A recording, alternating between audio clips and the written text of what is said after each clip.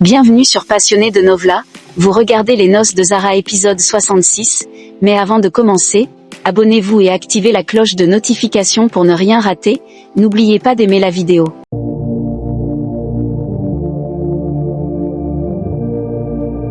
L'épisode s'ouvre dans le salon des Ahmad, où Ayesha, en servant le thé à Shahbaz, lui demande d'intervenir pour empêcher Zara de quitter la maison.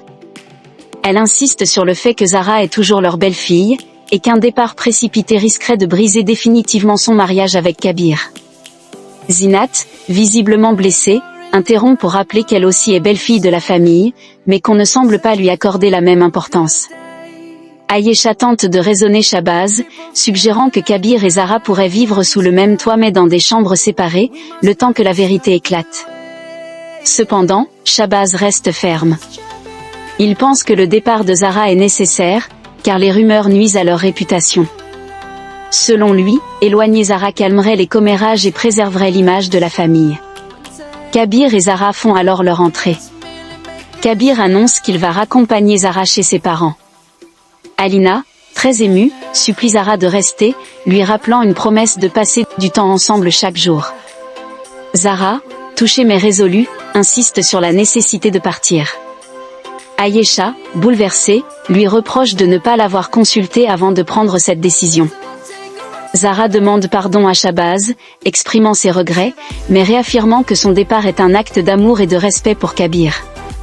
Shahbaz admet sa tristesse, mais rappelle que son seul souci est l'avenir de son fils. Zara quitte la maison dans les bras d'Ayesha. Pendant ce temps, Zafar discute avec l'imam Hashmi. Il révèle que Zara a échappé de peu à une arrestation grâce à Kabir. L'imam déplore les conséquences de l'affaire sur l'image de Kabir et insiste sur la nécessité de restaurer son honneur dans la communauté. Il affirme que Zara doit être reconnue coupable afin que le divorce soit prononcé définitivement dans 7 jours. Selon lui, le sacrifice de Kabir doit être reconnu comme un acte de foi. Enfin, devant la maison de ses parents, Zara demande à porter elle-même sa valise.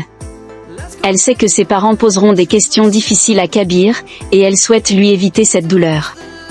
Avant de partir, elle lui adresse un dernier au revoir, confiant son sort à Dieu. Irfan annonce à sa femme Salma qu'il se rend au conseil de la charia et rentrera en fin de journée. Peu après, leur fille Zara arrive. Salma, émue, la prend dans ses bras, exprimant sa crainte face à la situation que traverse leur famille.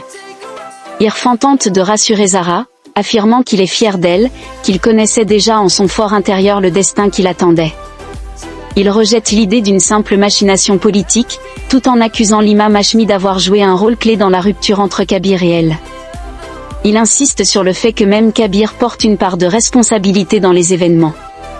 Zara le défend, assurant que Kabir cherche à prouver son innocence dans l'affaire Nilofer.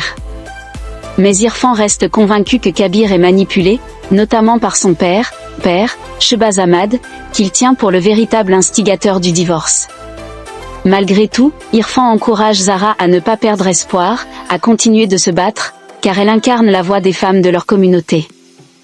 Zara, déterminée, lui promet qu'elle ne se laissera pas faire et ne permettra pas que son bourreau reste impuni. De son côté, Kabir rencontre Imran, qui lui présente 3 hommes, Ali, Smaïl et Hassan. L'un d'eux est un expert en informatique venu pour l'aider. Kabir entame la discussion en posant une question sur la signification du mot « djihad ». Tandis que les autres y associent la guerre ou la protection communautaire, Kabir les corrige avec conviction. Le véritable djihad, selon lui, consiste à protéger l'humanité, car elle est précieuse aux yeux du Tout-Puissant. Il cite une notion importante de leur foi, sauver une vie humaine, c'est sauver l'humanité entière. Pendant ce temps, chez Zara, sa confidente Rima exprime ses doutes quant à la possibilité de retrouver le véritable meurtrier de Nilofer. Zara, malgré les difficultés, reste confiante. Elle croit fermement que Kabir finira par découvrir la vérité, ce qui permettra de sauver leur mariage. Pour elle, défendre les innocents et se battre pour la justice est un acte de djihad. Elle est consciente des risques, y compris pour sa propre vie, mais garde la foi que le Tout-Puissant soutient toujours les justes. Kabir réunit ses alliés dans le plus grand secret. Il leur révèle que leur mission fait partie d'un véritable djihad, une lutte pour sauver une innocente, Zara. Il insiste sur la nécessité absolue de garder cette mission confidentielle.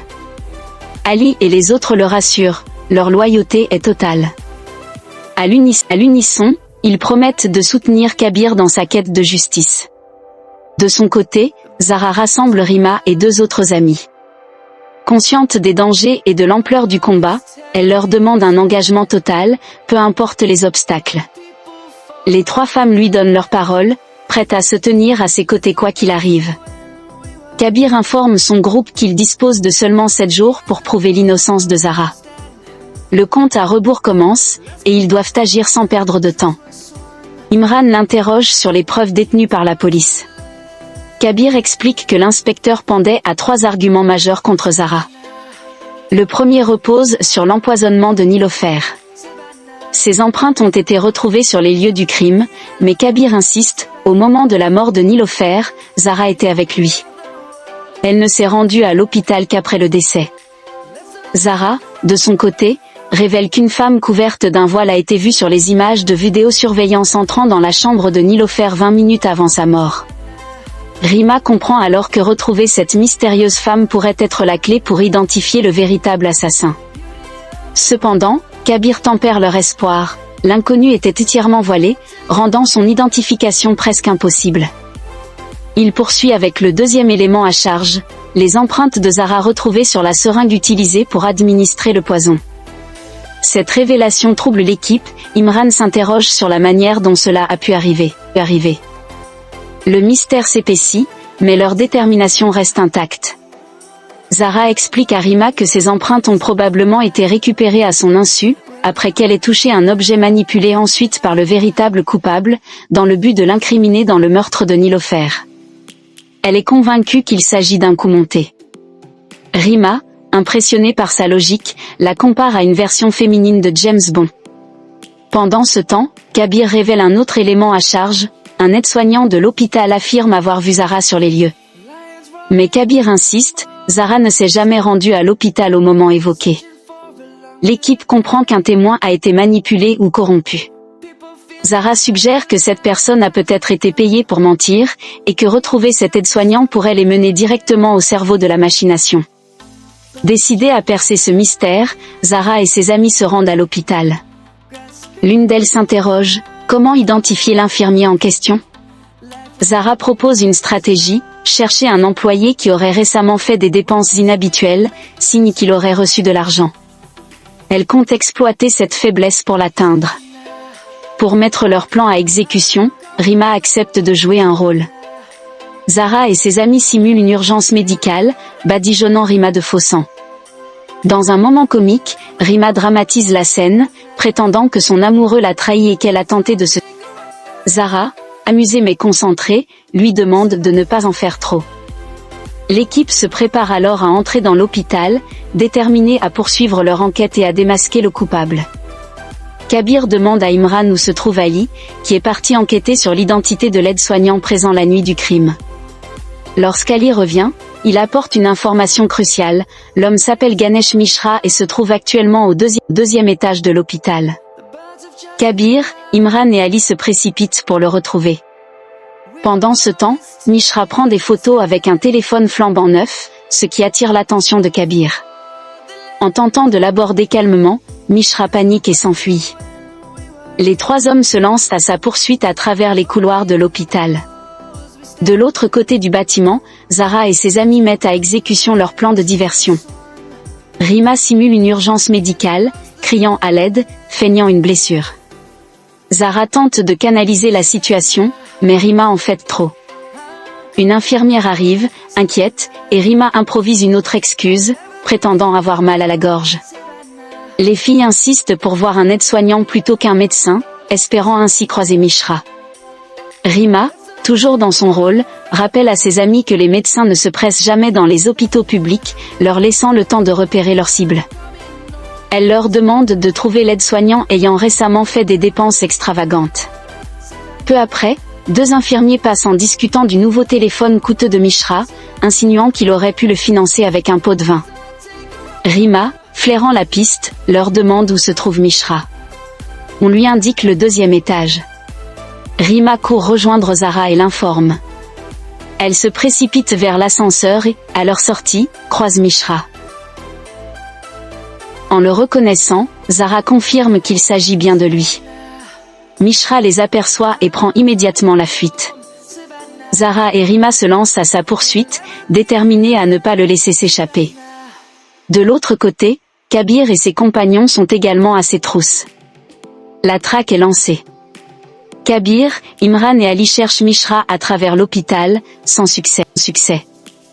Pendant ce temps, Zara et Rima explorent une pièce sombre. Zara, convaincue que Mishra s'y cache, insiste pour rester. Elles finissent par le trouver, tremblant dans un coin. Zara lui parle calmement, le suppliant de révéler la vérité et de dire qu'il a forcé à témoigner contre elle. Soudain, une silhouette surgit de l'ombre et pousse Mishra violemment. Il tombe, bousculant les deux filles, et Zara découvre, horrifiée, qu'il est dans le dos. Kabir, Imran et Ali arrivent à ce moment précis et trouvent Rima et Zara à terre. Kabir, prenant les choses en main, ordonne de sécuriser la zone. Il demande un tissu pour éviter de laisser des empreintes en déplaçant le corps. Il quitte l'hôpital en urgence. Plus tard, réunis dans un lieu plus sûr, Imran essaie de détendre l'atmosphère en commandant de la nourriture. Mais Rima, encore sous le choc, s'emporte en voyant son insouciance. Elle le traite de glouton, tandis qu'Imran explique que manger l'aide à gérer sa peur. Kabir, quant à lui, refuse de manger et confronte Zara. Pourquoi s'est-elle rendue seule à l'hôpital? Zara défend sa décision, arguant qu'elle ne pouvait rester passive face à une accusation aussi grave. Kabir lui reproche son imprudence, expliquant que la mort de Mishra complique encore davantage leur situation. Désormais, tout le monde pourrait croire qu'il a été tué pour l'empêcher de parler. Zara insiste, ils doivent continuer à se battre ensemble, convaincus que c'est leur unité qui les mènera à la vérité.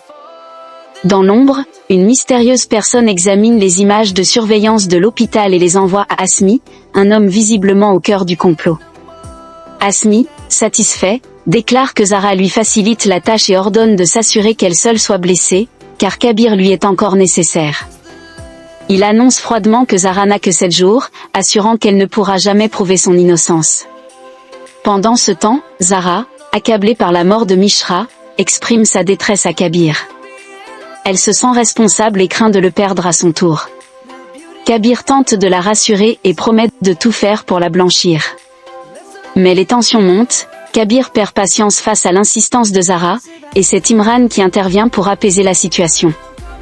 Tous réalisent que la vidéo de surveillance pourrait devenir une preuve accablante. Kabir s'interroge sur la possibilité d'effacer Zara des images.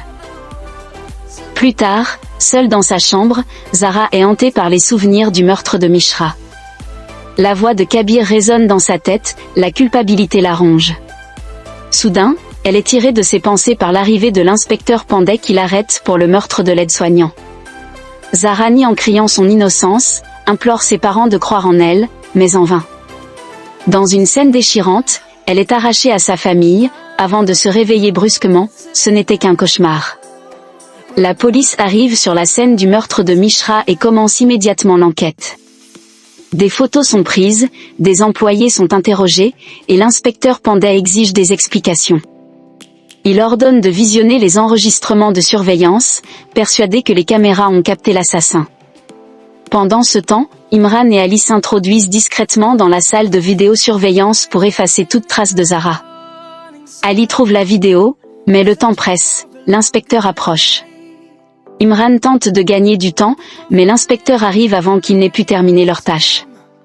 À leur grande panique, les images de Zara sont les seules visibles, le reste a été effacé, renforçant les soupçons à son encontre. L'inspecteur conclut aussitôt que Zara a volontairement manipulé les vidéos et l'accuse d'avoir tué Mishra pour dissimuler le meurtre de Nilofer. Imran et Ali, cachés, réalisent qu'un piège a été tendu contre elle. Après la prière, Imran prévient Kabir. Il explique que l'inspecteur a vu la vidéo, mais que seules les images montrant Zara ont été conservées. Kabir comprend alors qu'un véritable complot est en cours pour la faire accuser. Il décide d'aller chez Zara au plus vite, avant que la police ne l'atteigne. L'inspecteur Pandey se rend chez Irfan et Salma pour interroger Zara. Il révèle que l'aide-soignant, témoin clé dans l'affaire du meurtre de Nilofer, a été assassiné la veille. Quand il demande où se trouvait Zara cette nuit-là, Irfan s'indigne et défend sa fille, refusant de croire qu'elle puisse être impliquée. L'inspecteur dévoile alors que Zara apparaît sur les vidéos de surveillance de l'hôpital, mais Kabir intervient et affirme que ces images ont été falsifiées. Il explique qu'aucun autre individu n'est visible dans la vidéo, ce qui prouve qu'il s'agit d'un montage pour faire porter le chapeau à Zara. L'inspecteur rétorque qu'une autre vidéo montre une femme voilée, mais Kabir réplique qu'il est absurde de tirer des conclusions sur cette seule base, car de nombreuses femmes portent la burqa. Lorsque l'inspecteur évoque les empreintes de Zara retrouvées sur les lieux, Kabir admet qu'elles sont bien les siennes, mais soutient qu'elles ont été utilisées pour la piéger. Il supplie l'inspecteur de mener une enquête impartiale afin que la vérité éclate, mais ce dernier reste convaincu de la culpabilité de Zara et affirme que leur enquête touche à sa fin. Après le départ de l'inspecteur, Salma confronte sa fille. Zara avoue s'être rendue à l'hôpital pour trouver des preuves afin de prouver son innocence. Irfan s'interroge sur le soutien soudain de Kabir, et Salma lui demande pourquoi, s'il tient tant à Zara, il a demandé le divorce. Kabir reste silencieux mais assure qu'il fera tout pour prouver qu'elle est innocente. Il déclare qu'un complot puissant, dirigé par Hashmi, est en marche contre elle. Avant de partir, Kabir exprime son espoir que Zara prenne soin d'elle malgré la distance qui doit désormais les séparer. Après son départ, Salma, désespérée, s'interroge sur les raisons de cette injustice qui s'abat sur sa fille. Irfan la rassure, affirmant sa foi en l'innocence de Zara et l'importance de lui offrir leur soutien. Il l'encourage à rester forte, désormais, elle doit se battre non pas pour les autres, mais pour elle-même. C'est la fin de l'épisode, merci d'avoir regardé, n'oubliez pas de vous abonner.